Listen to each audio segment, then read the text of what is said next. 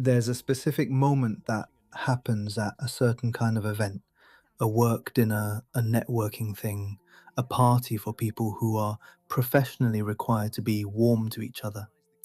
At some point in the evening, without any announcement, you mentally step back from the room. You're still there, you're still nodding, you're still making the right sounds at the right intervals, but something in you has quietly stepped behind a pane of glass and is watching the rest of the night from there. You've been here before, you'll be here again, and you've probably called it something: introversion, low social battery, needing to decompress. I want to try a different name for it because I think those names describe what you feel without touching what's actually happening. And the mechanism is the part that matters most. Here's what I keep noticing, watching this pattern in people who carry it. The exhaustion isn't proportional to how many people are in the room, or how loud it gets, or how long the night runs. A small dinner can drain completely. A large conference can sometimes feel almost easy. The variable isn't the volume. It's what you are being asked to do with your own interior, not just for one conversation, but continuously, without a break, for as long as the event lasts. Every time you take a layered thought and bring it up to the surface level of a passing exchange, something has to be left behind. Not intentionally, there is no deception in it, but the version of the thought that fits into 30 seconds between drink orders is not the full thought. It is the exported version, the file that makes it through the transfer. And if you do that not once, but across the entire arc of an evening, you are running a process that most of the people around you are not running and are not aware of. Here's the fracture that tends to go unnoticed. Most of the people in that room are not compressing anything. They are saying more or less what they think, at more or less the depth they think it, without a continuous background process shaping it into an acceptable form first. For a person who has been running that translation process since they were young enough to notice that their interior didn't match the rooms around them, the invisibility of that difference is one of the loneliest parts of the whole thing. You watch other people move through the same room with apparently no cost, and you can't tell if they're not noticing what's missing from the conversation, or if nothing is missing for them. Both possibilities are hard to sit with. The translation made sense when it was learned. It was the right adaptation for a real situation. I want to name that clearly because what follows is not an argument that the adaptation was wrong. It's an argument that the adaptation has been running on settings that no longer quite fit. Now, and I want to be honest that I'm still working out the cleanest version of this. Here's the frame that keeps holding up the longer I watch people inside this experience. The common shorthand is social battery. The idea that some people have a limited charge and need time alone to refuel. I used to find that reasonably accurate. I've started finding it a little too neat. Because a battery depletes and recharges at a predictable rate, what I'm actually watching in people who carry this for years is something that doesn't reset that cleanly. The costs don't fully clear after a good night's sleep. They layer. Small costs on top of smaller ones, across months and years, until the sum of them is something that requires a much longer accounting than a single quiet evening can provide. The other thing that happens with debt, as opposed to battery drain, is that you can start confusing the debt itself with who you are. The exhaustion begins to feel like personality. The withdrawal begins to feel like preference.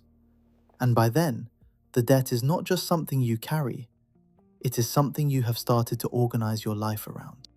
I've started thinking of this as translation debt, not battery drain, debt.